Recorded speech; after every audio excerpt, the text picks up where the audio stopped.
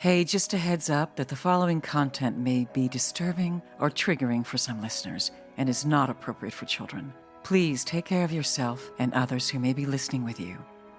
Welcome to the Bonus Babies Podcast, a show that has no easy answers, only hard questions. I would glean onto something that makes you spark, something that lights you up. And you don't have to change the world in one day.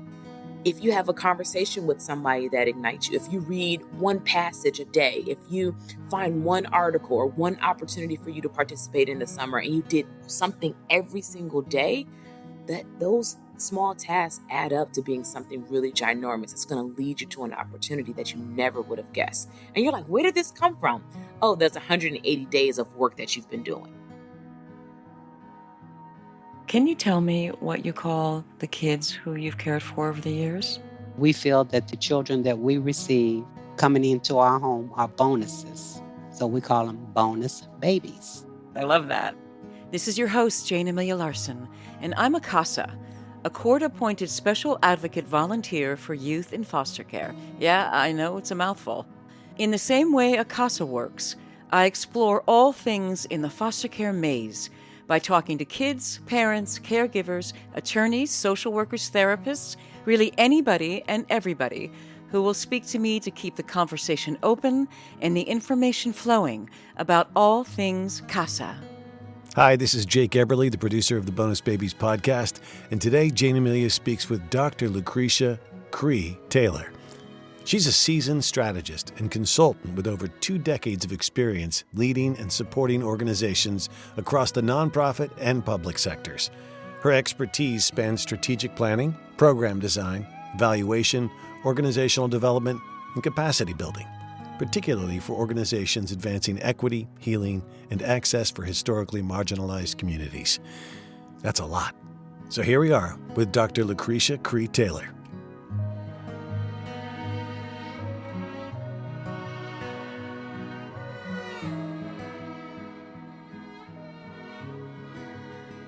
Hi, I'm Hey here there. with Dr. Cray. Long. I'd like to say I did that on purpose, but it's totally not true. Lucretia. So Dr. Cree. Lucretia Taylor, Dr. Lucretia Taylor, Dr. Yep. Cree. Okay, great. Okay, now I got it. All right, so tell me where you're from. I'm from Los Angeles, California. Come on, Born get and out. raised. No. Yep. No. Absolutely. Okay, as I said when we first spoke, you're like the 10th person I know that's actually from Los Angeles, right? Yep. Absolutely. And are you still living around the LA area, or you're... Absolutely not. I live in Dallas, Texas now. Oh, you go, girl. You like moved. I got out of there. Yeah. And how is Dallas? Love it. I absolutely love it. I have small children and it's a great family, place to raise your family. Lots of things to do in each community. You're not fighting with traffic. And there's no lack of resources here. It's just, it's been great to us. I've been here for about 3 years now. Yeah, and I heard you can buy 10 houses in Texas for the price of one in LA, right? Something Easily. like that? Yeah. Easily. All right. I mean, LA is pricing people out. It just makes no sense. When you know better, you do better. Yeah. Oh, I like that. When you know better, you do better. I'm going to, I want to take that as my motto. It's amazing. I mean, I lived in the South when I went to college. And so I knew what the South had to offer. And I really loved, just the feelings and the vibes that you get from being in the South. I lived on the East Coast, but I didn't want to deal with snow. So I knew that Los Angeles wouldn't be my final resting place. I knew I was going to leave eventually. So I really came home just to be with family and to finish my education. And then, got out of there. Right. So what is your doctorate in? In education, with an emphasis in reform, policy, and evaluation. Oh, man, we need you right now really bad. Mm-hmm. I mean, we need you. Wow. Yeah. There's a lot of stuff happening in the field. And but my master's degree is in nonprofit consulting. And so I do a lot of work in both of those fields. So as it relates to the nonprofit sector, specifically, my jam is youth and education and college access. So, And you, for all the people who are listening, you are available for coaching and for advisement and for all kinds of things. And I imagine you're really good at that. I can probably guess. Well, you know what I say is I have the trifecta. I have the lived experience, which I'm sure we'll talk about. I have the academic and educational background to really know what I'm talking about. And then I have the professional experience. I've been doing this for over 20 years. And so I like to say I come to the space with a lot of humility and understanding and groundedness in who I am and how I come to the space. And I make sure that I can have a listening ear when I'm working with my clients because I've been there, right, in their shoes. So I love that idea of a trifecta. Yeah, that's like mhm. that means you're going to win, right? That's it. All the That time with you Dr. have Cree.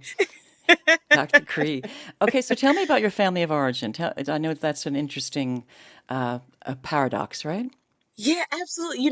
My mother and father both born in Los Angeles, born and raised in Los Angeles. I have two brothers, an older brother and a younger brother. I'm the middle child and only girl. And my mom's people, they came from Arkansas. My great grandfather and great grandmother, which I was fortunate enough to have a relationship with until I was in college. I mean, they lived a really long time. They came from Arkansas, and so they are the ones who started our family here in California.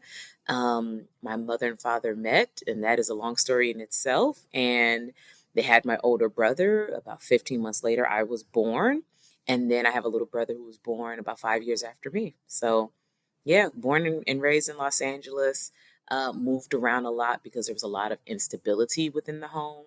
There was drugs, there was violence, and I call Los Angeles my home because my grandmother had a home in Los Angeles, and that was kind of like home base. That was headquarters. Whenever something was out of whack and we needed a place to go, we would go to grandma's house, which was located in Los Angeles. But I've lived all over the county, in different places in Long Beach, etc. Right. So was there ever a time when there was housing instability? Do you guys live out of the car, live on the street, live in Very shelters? little. And so there was a point in time where like my mother was fleeing from violence and we, stayed in a hotel for a few days or stayed in the car.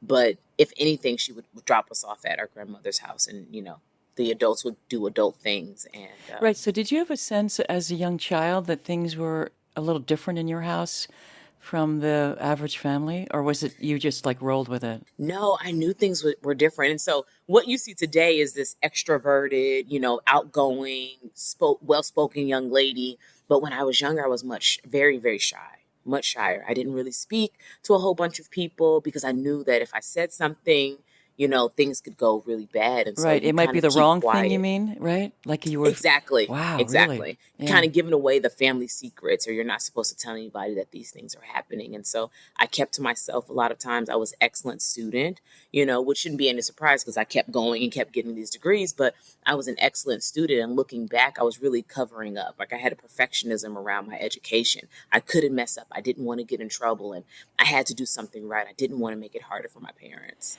That sounds kind of stressful. Did you feel that? I don't think I felt stressed because I love school. Okay. I All love right. to learn. I love the environment. And frankly, school was a space that I loved to be in, right? Like it was a safe place. I knew I could get a meal. I knew I could get praise for being a well-rounded student. I knew I can get acknowledgement, those types of things. So I actually really enjoy being on school campuses. Right. It sounds like you use school or your education as almost a coping skill, Absolutely. which I hear a lot actually from kids who have faced adversity as youth. Very often, if they were lucky, they found school to be a place of refuge, a place of hope, and a place of opportunity, often because there was one adult that saw or heard them differently. Was that true for you? Or So I don't remember anyone in particular saying that this was your escape route, right? I remember declaring for myself that education was going to be my ticket out because I was just good at it, right? So college for me was always the way that I was going to move. College for me was the escape plan. And I just so happened to be very fortunate and I worked really, really hard in school to be a straight A student and to get accepted to one of the top HBCUs in the country. So bravo. yeah, I mean, I don't take that lightly, especially looking back now. Like in the middle of it, I didn't understand what I had accomplished. It wasn't until I got to my PhD program where I said, oh, wow, not too many kids in my situation actually make it here. So I didn't see it as anything special. This was just what I was going to do.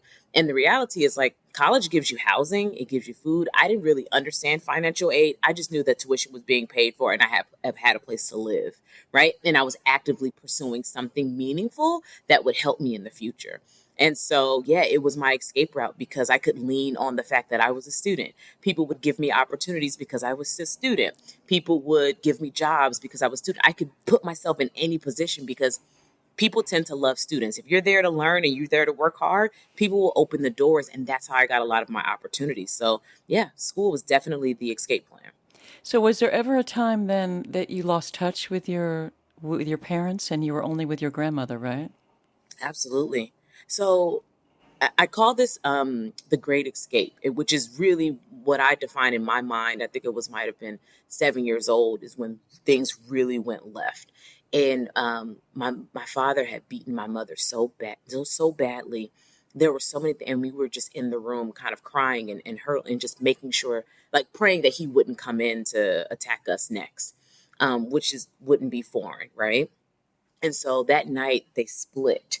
And I don't think I've seen them together since, right? And so that's when, some of the homelessness came into play. That's when we moved in with our grandmother. And I came to find out that my mother was on drugs. And I had no idea at that point. But she was doing, coming in and coming out of the house. And my grandmother said, you can't continue to do this to these kids. So either you stay and you get off drugs or you have to leave. And she chose to leave. And I didn't see her for years until I was probably 14 or 15 years old.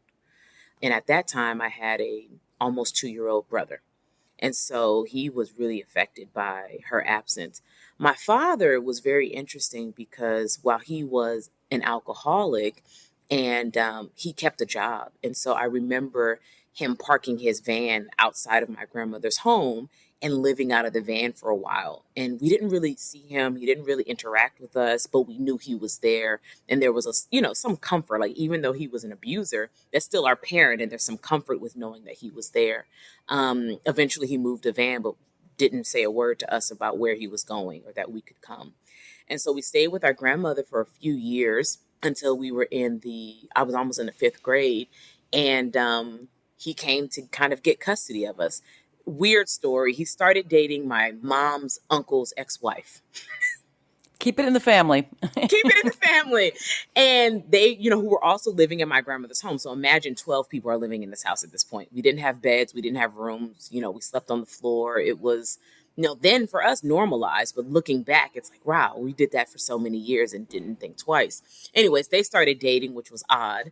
And he took in her kids. And we were like, hey, what about us?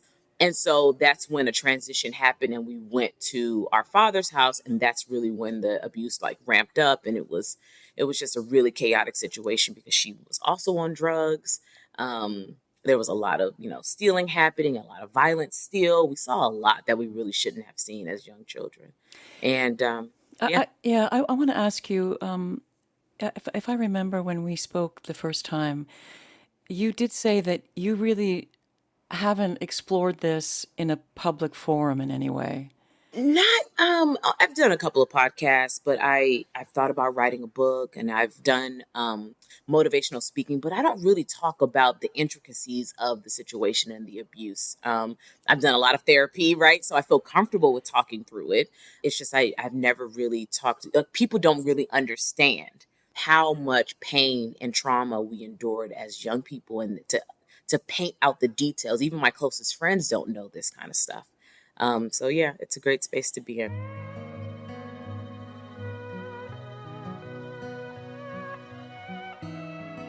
I really appreciate it. Because I think for the young people who are listening, who might be going through what you went through, they hear you and they see that there's a path, there's a way out. And it's going to be different for each person. But I know just listening to you and hearing you, it gives me hope. So I can't help but think that it's going to be really encouraging to any young people who are listening, who are thinking, how am I going to get out of what's happening to me now? How can I get through it? How can I survive it? Well, there are people like you that did. And I would say put your head down, find the one thing that you love and hold on to it. And the second thing I would say, which I think you alluded to in the beginning, is find the one person or a few persons to really be your support, your listening ear, your comfort when you need. I was so thankful because I've reflected on this situation a lot. Like, how did I make it out? How did I think differently about myself? How did I have the courage and the confidence to move forward in these academic settings where maybe I felt like I didn't belong? Because I had people really speaking life into me and taking care of me in a way that I truly appreciated. I have, I call them moms all over the country, people that I can call up and they're in my phone as mama such and mama such and such because they took good care of me as a child and even as an adult. They're my kids' grandmothers. And so I found those people. I found the people that would support me in my journey, and it didn't have to be financial. It didn't have to be anything super significant except for a listening ear, except for a ride home, except for a hot cooked meal, and some normalization to sit with your family and have conversations and just be with you, to know that this is kind of what normalization looks like. This is normal. What I was dealing with wasn't. So I had those experiences along the way, and I was able to dream. Hey, I want this for my family. I want this for my children. I want this type of relationship with my husband. And so now you get to live it. If you dream it, you can really make it possible. So how did it happen? So what happened then at your dad's house? There's all these kids, and there's abuse, there's drugs, there's alcoholism. What was the day like? So the movement happened. We were only there for maybe a year and a half. And all this stuff happened within, that 18 months. And it was the final straw where, my brother had gotten some really bad grades. And, he struggled quite a bit, I think emotionally. And he got some really bad grades. And my father was not happy with it and beat him really bad, And so to the point where my brother ran away miles and miles and ran to my grandmother's house. I mean, of course, my father knew where he was going. He was a kid, and ran in the middle of the night to escape. And he came back the next day after my father picked him up, and he beat him again. I mean, just to imagine like the bruises on top of the bruises. And my father was 6'2", 230 pounds solid, So he went to school the next day or the day after that, and they saw the bruises all over his body. And CPS was at our door. And, they could have come a lot sooner. So do you feel that they did you a favor? Absolutely. Really? Because, so often maybe kids shouldn't be removed, but in your case, you needed to be removed. Well, you know what? And I say that because we ended up in a really good situation with our grandmother, and that's not the case for everyone. Like, my grandmother is caring, she's loving, she worked really, really hard, and she frankly opened her door up to kids like us that just weren't formally in the foster care. She's that kind of woman that didn't ask questions if a child was being fed, that if one had, everybody had. So she had that kind of heart. Not everybody is that fortunate to have a circumstance that ends in kinship care, right? And people go on to all these different placements where people don't care about them and they're treating them like a paycheck and they're not really fulfilling their needs and they're not talking to them lovingly. And that wasn't my case. So for us, it was definitely the best option. But for others, I can't say the same.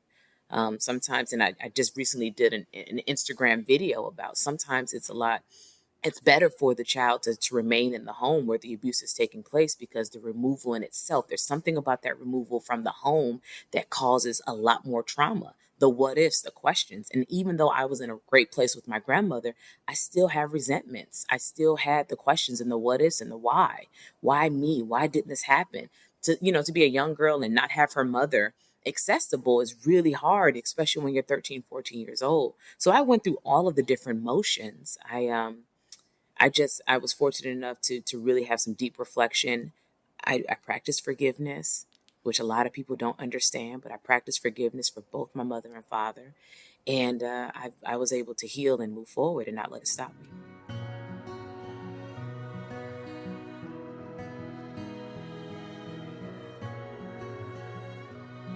How did you meet your husband? Like what, and what's that relationship like?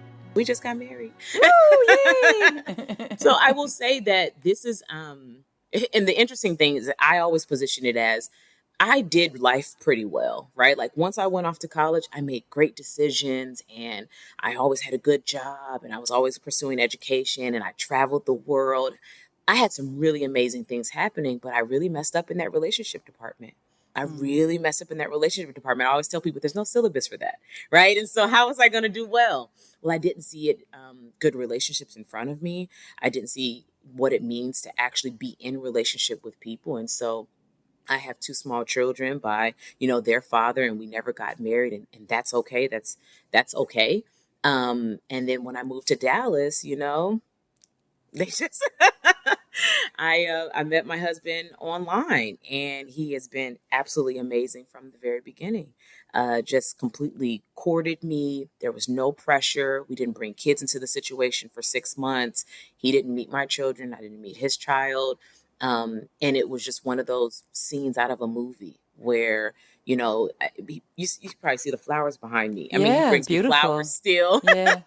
But he's that kind of man. And I always just thank God, like, how is it that I have met this amazing man that just really complements my life, and I'm able to compliment him and pour into his life. And so, yeah, an online dating app is where we met. Really, that's so fantastic. And the fact that you found him now, I didn't find my guy till like I'm on the other side of 50, right? So my family used to call me the United Nations of dating. I just, that's what I did. And then I finally met the guy, maybe because I was ready and he was ready and it was the right time. Maybe it's all that stuff, but I think he was just finally the right guy. See, And and I feel like I was in deep therapy. I had to do a lot of reflection on why I chose the way that I chose previously and how I was going to choose differently going forward. Right? It's not that I had any issues with like meeting people, but now that I have young children at play, I couldn't take a chance. And so I was extremely careful. I worked with a therapist the entire time we dated just to make sure that, what I saw as yellow flags weren't actually red flags. And I was asking the right questions, and I was intentional about my time, and I was intentional so it took a lot of intentionality to arrive here, but I was ready, and I wasn't going to give up because I knew that. And I don't like when people say I deserve love. I feel like everyone deserves love, right? But everybody does. Yeah. everybody does, Yeah. but the numbers don't add up, right? And so I stayed, prayerful and in ready position, In ready position. in ready position. You have to be in ready position, ladies. And you know what I'll also say is I don't think enough of us talk about what it means to be in ready positions when we're younger, right? Like, especially for women, especially Black women, they tell us, get your education, don't rely on anybody, don't focus on relationships, etc., which I am so happy I did, because otherwise I would have been stuck in my last situation. But I didn't have to be, because I had the means to move forward and not look back. Right. So I'm thankful about my path, but I wish somebody would have talked to me about what it means to be ready to receive a husband, be ready to, be in position to, meet someone that, because the person that you choose for the rest of your life, I mean, your mate is the most important relationship in all of your life, because they can make or break you. Yeah, for sure. So, did you see any good modeling from your grandmother? Do you have a good relationship? No. Okay, I'm sorry about that. She did not. I have never met anyone that my grandmother has dated. I think she was on the other side of that. She just didn't date. And I ask her all the time, and she thinks it's funny, but I'm just like, are you ready? She's almost 85 years old. Are you ready yet? Can I hook you up with someone? But who was an amazing model were her parents. My great grandmother and great grandfather. Again, they were around until I was in high school, like late high school and God, college. that's awesome. I mean, It was amazing. Yeah, really. So I saw the love that they had for one another. I mean, I think they got married in their early 20s. And my grandfather would say, don't you ever date a man who doesn't want to work? Like he was that kind of guy. And, they talk about my great grandmother that she was stylish and she always had the latest cars. Like he really just took care of her, and she never worked really a day in her life because she was taken care of. And even to her dying days, he kept calling her sweetie and honey and darling. And he just made sure that she was taken care of. And that's the kind of love that I wanted. I knew that it was possible. So I did have that example. I'm glad that you did, because it is Yeah. nice to have something else out there that is different from what I have experienced and what I know, right? Absolutely. I don't date aggressive men. I've never, if you show me any signs of aggression, I'm out of there because I couldn't dare put myself in a situation where I could be the victim of, a domestic violence situation. So any Right. signs of aggression, I would walk away because I had to be the one to break the cycle in so many ways. I mean, that's a whole nother book, right? Like breaking the cycle in food and in relationships and education, all the things. I mean, I have a heavy lift on my shoulders, and I'm glad that God gave me the resources, all the tools that I need in order to make a change for my children. Right. So do you have any relationship with your mom or your dad now? They are both deceased. I see. So what They are both was there deceased. any kind of resolve or reconciliation before that? So with my mom, it was really interesting. I remember it was my junior year in college, and I received a letter from her while she was in prison. She had gone to prison, and she had wrote me this letter, and it uncovered so many things that I didn't know about maybe my childhood. Very, very interesting. And again, I've already gone through this exercise of forgiveness. And so my openness to hear her out and things of that nature, it was all there. She actually ended up coming to my college graduation at Spelman College a year later, right? And so that was a beautiful thing to see and to have her there because she was on the road to recovery. After that, we had a really a good relationship, right? We stayed in contact. My brother had a child, my first niece. I would bring her over there often. There was really a working relationship. Perhaps maybe not the same closeness as one would have with their mother, right? Because there was a large gap where we didn't have a relationship, but we were working on it. And I was pregnant with my oldest child, and she was so excited to be a grandmother. And we talked a lot about what it means to be a mom. And she died a week before he was born. Hmm. So that is still something that I'm grappling with because for me, I missed out on the opportunity to see her in a different light as a grandmother to my child. And so I always question, like, why did the timing work out that way? Um, Yeah, so yeah, that would have been nice, huh? That would have been yeah. nice.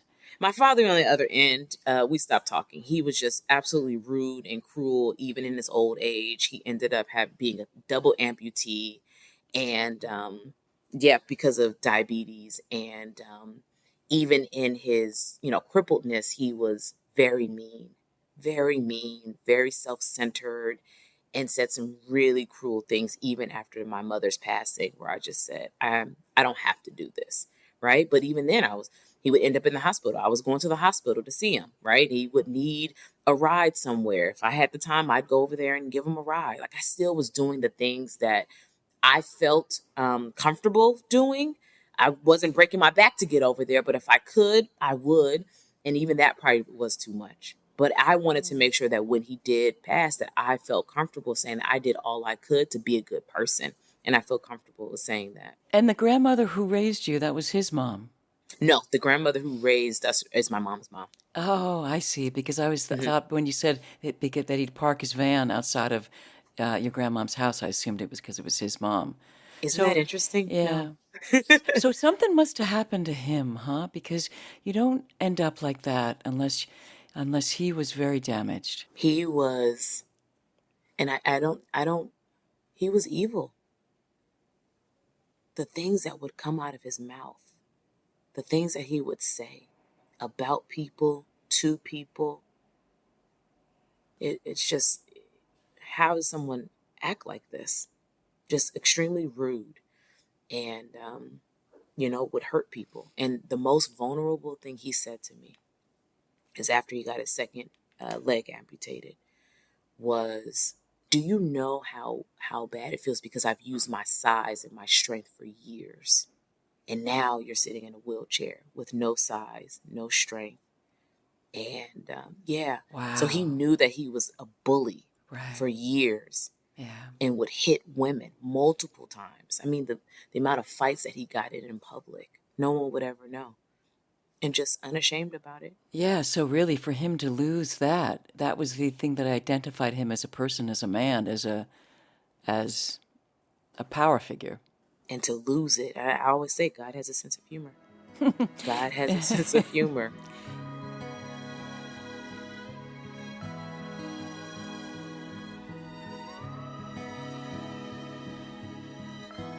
So he had you, right, and your brothers. So what do you have that is of his? Have you thought about that? Yeah, the love of nature. So one thing he would do is he would, he was very cheap. So, but it gave the opportunity for us to always experience nature. So he was a big bike rider, a big hiker. We were always at the beach. We were always at the park. And so all of those things. He has a love for music, and so do I. Both my mother and father had a love for music, and so do I. So, I mean, there's some good things that definitely came from him. I remember, blasting the music in the car, and blasting the music on the weekends, and him dancing. And he was very jovial and liked by many, right? Until you could see the evil side, but for the most part, liked by so many people. They wanted him around. He was a big party guy, and kind of funny, until it got mean. So he just kind of toted that line. But yeah, so there's some good things. I love nature. I love to run and to bike and do all of those things. So you mentioned a book before. So are you working on a book? Do you have a book? Did I not know that? Or do you have 5 books you're working on? What's going on with that? So I am working on a book, but it's not my story. It's actually a book for young girls who are going through similar situations and just want to find hope. And so hearing the story, so what I'm doing is a collection of stories from women from all over the country. And they are sharing their stories of growth and triumph and heartache and heartbreak. And one of the things that really inspired me when I was a child was the chicken noodle soup for the teenage soul. Mm-hmm. Yep. Mm-hmm. I read it when I was in high school, and I would just sit in my room and read these stories and cry and weep. And that's really where I got the idea around forgiveness, that I needed to forgive them because forgiveness was not for my mother and father. It was really for me so that I can move on. And so that book really impacted me and empowered me. And so I want to do something similar. The book is specifically for Black girls from Black women. And it's also a journal. And so I wish that when I was reading that book that I had a space to release the energy and the thoughts that I had in my head, and I didn't. And so it's kind of a combination of a journal and these stories from powerful women. So that's what I'm working on currently. I hope to have it out before the end of the year. And I really want to just inspire folks. I want to let them know that, what you are currently experiencing is not the end, but you have to do something about it today in order for your tomorrow to look better, right? Like you can't wait until tomorrow. It doesn't happen overnight. Right, but what happens for the kids and for people? This has happened to me where I don't feel like I can do that now because even though I know I need to do it now to have something different in the future, it's the hard part is self-activating. Yeah. And I think it's finding the thing that you love, finding the thing, being curious enough to keep looking because you're going to land on something that motivates you, that just sparks you. And for me, it was volunteering. For me, it was helping others because who am I? I have no money. Right? I don't think I have any talent, and I come up and this young lady needs tutoring in math. And my teacher asked me to do it. Sure, no problem. I can help them. And when I tell you this young person was so thankful, and they brought me, this dates me a little bit. They bought me an NSYNC VHS because I was in love with NSYNC at the time, as a thank you gift to say thank you for working with me in my math. And I said, wow, I didn't have any money. I really didn't have to spend a whole bunch of time. I just sat with them and gave them what I know. That ignited me to want to help people even in the midst of my own chaos, even in the midst of my, my brokenness or my nothingness. I could still be helpful to someone else. What do you mean? So that's when I just kind of took off and I started thinking about what my future could look like. And so I would glean on to something that makes you spark, something that lights you up. And you don't have to change the world in one day. If you have a conversation with somebody that ignites you, if you read one passage a day, if you find one article or one opportunity for you to participate in the summer and you did something every single day, that those small tasks add up to being something really ginormous. It's going to lead you to an opportunity that you never would have guessed. And you're like, where did this come from? Oh, there's 180 days of work that you've been doing. That's Right? right. It's You know? everything that actually led up to that begins to pay off, right? Yeah. Even just saying to yourself in the mirror, I'm capable. I am able to accomplish whatever I put my mind to. That's the one thing a day that's going to help you build your confidence so that you can go seek the resources that you need. So I know it feels tough, and I probably make it feel like it's really easy, and I know it's not.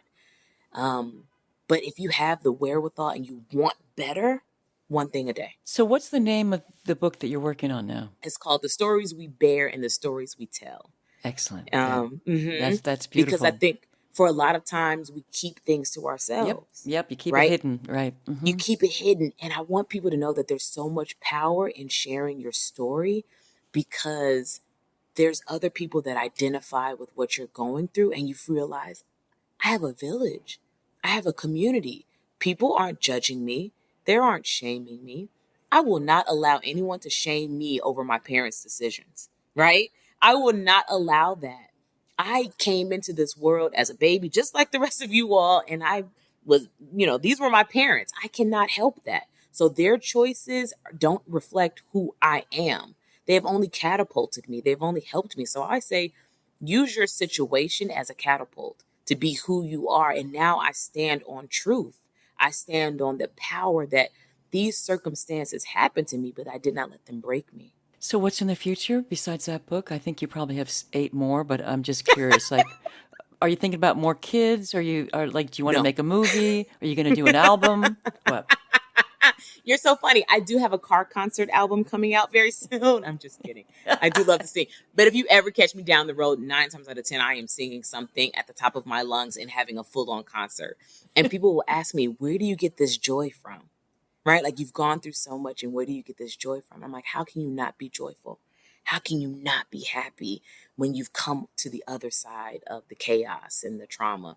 So what's in the future for me? I love keynote speaking and public speaking. And so I'm always available to speak to young people, speak to service providers, adults that are working with young people, in this kind of area, because my goal in life is to motivate and motivate young people to be their best selves, to step into their full potential, to, create the relationships. And so more motivational speaking, more keynote speaking and things of that nature, still coaching organizations, because we can't do it alone, right? There's tons of organizations out here that are working in communities with people that are doing the work. And so the more that they are informed, the more that their programs are thriving, the better that I can kind of support and have my voice being heard throughout the nation to help young people. I don't know about a movie yet. Someone has told me that I should do a podcast, which I am. By the way, I was going to say that. I think you should. And Oh, I think it can be based on the book you're working on now. It would be Yeah, great. I think we need to talk. I think a lot of people would listen. So what about more kids? No, Oh, no, you no, said no, no, no, no, no. no. You at the beginning you No, said no, no, no, no, no. absolutely not. No more No. kids. No, it's not like an absolutely not. I'm a woman of a certain age, and we have 3 kids between us, and I feel like that's enough. I mean, it is so busy. I am the mom who is all in, right? We're at everything. We're doing everything. We are, my kids are cooking in the kitchen. We're doing everything. And it's really, we're at a really great place right now where everything is joyful. And, as a mom, I felt like life stopped for at least a year, probably closer to 2. And my kids are 2 years apart. So life stopped for me for like 4 or 5 years. And just now kind of getting back into the rhythm of doing things and, really being intentional about my career and things of that nature. So yeah, I don't want to go back to the baby stage. Everybody's potty trained and everybody Yeah. can pull their own luggage in the airport. And so we're in a good space right now.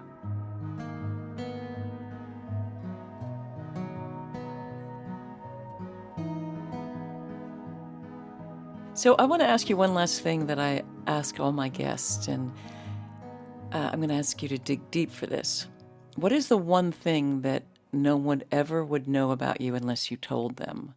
So I have one I think is kind of cool. I think no one would ever know that I have a really creative side that I absolutely enjoy. So my mom used to be a really great artist. She would draw and paint.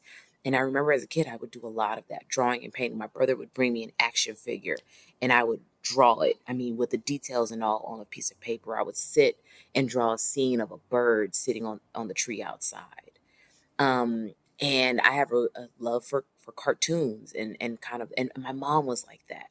She was very much like an adult, not an adult child, but she had this childlike feature about her that could sit and watch cartoons, or she loved, stuffed animals and things of that nature. And I get a lot of that from her. And so I like to create, do puppet shows and Puppet shows. Wow. I know. I want to be a puppeteer. So if anybody can make that happen, I want to be a professional puppeteer. Wow. No one would ever know that. No, because I think of you as an academic, as a business person, as somebody who's pretty no nonsense, even though you're very warm and open. You want to be a puppeteer. Wow. Okay. I want to be a puppeteer. You know what I also want to do? This is so silly. I want to be a mascot for one of the professional teams, just for one game. I want to get in an animal suit. Don't laugh at me, Jayne. I want to get in an animal suit and I want to dance and I want to hype people up because I really feel like that's one of my gifts, right? It's okay, like someone take her up on this. I gotta see this happen. I mean, my sweatshirt says foster youth, PhD, dream shaper, hope dealer, and energy amplifier. Oh my gosh, what a great sweatshirt. I had this made. Oh, that's awesome. Will Yeah, you send so me energy. will you send me a picture of I you in that will. sweatshirt? I'm going to use Yeah. it on the socials, all right? Yeah, absolutely. Check out my Insta. I use this one for a lot of specific gigs that I do specifically with foster youth, because you can be all of these things, but energy amplifier is one that I'm just tied to. And so the mascot, The mascot would hype do it, man. Yeah. puppeteer, right? Like I volunteered at a homeless shelter when I was in Georgia, and I taught kids, all kinds of things through puppets. And I was like, wow, look how powerful this is, just because I'm a weirdo and I like puppets. Okay, I really wasn't expecting that, and so I love it. So, actually, this is the very last question. What is there anything else that you're thinking of that you'd like to share? I don't want to leave you without the opportunity to add whatever is in your heart or your mind or your toes. Oh, my toes. I love that.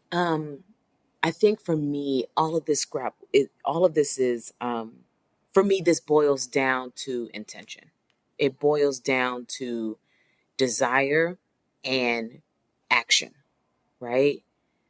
Do what needs to be done to make a change, because so many times I see people falling victim to their circumstances. And part of it has to do with how they are thinking about the situation, right? Surround yourself with people that are smarter than you, that are doing things different. Stay curious, because then you open up a world that you haven't been exposed to, and perhaps it might spark something in you. So I would say, and I always tell my youth this, get comfortable with being uncomfortable. That's it. Get comfortable with being uncomfortable, because the beauty is on the other side of discomfort. The magic is on the other side of discomfort. And so, yeah, that's what I want to leave this world with. Just like, stay curious. Thank you, Dr. Cree. Wow. Thank you so much.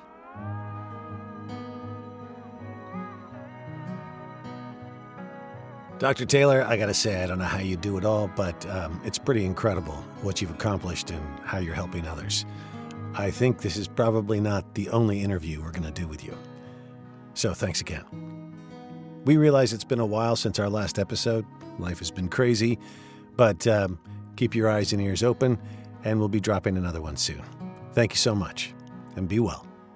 If you or someone you know is harming themselves or thinking about harming themselves, go to crisistextline.org. If you see something, say something. If you suspect a child's health or safety is jeopardized in any way by parents or anyone else, contact the Child Protective Services Agency in your county. 24-hour hotlines are staffed by trained social workers who will help you through the process, and you can do so anonymously. In California, you can call the Child Protection Hotline at 800-540-4000. So if you see something, say something. You might be saving a child's life. If you want to know more about becoming a CASA anywhere in the country, go to nationalcasagal.org, and in LA, casala.org. And if you want to know more about becoming a foster parent, check out the National Foster Parent Association at nfponline.org. There's also faithfosterfamilies.org and adoptuskids.org. There's tons of other information online as well, so you can just hunt around.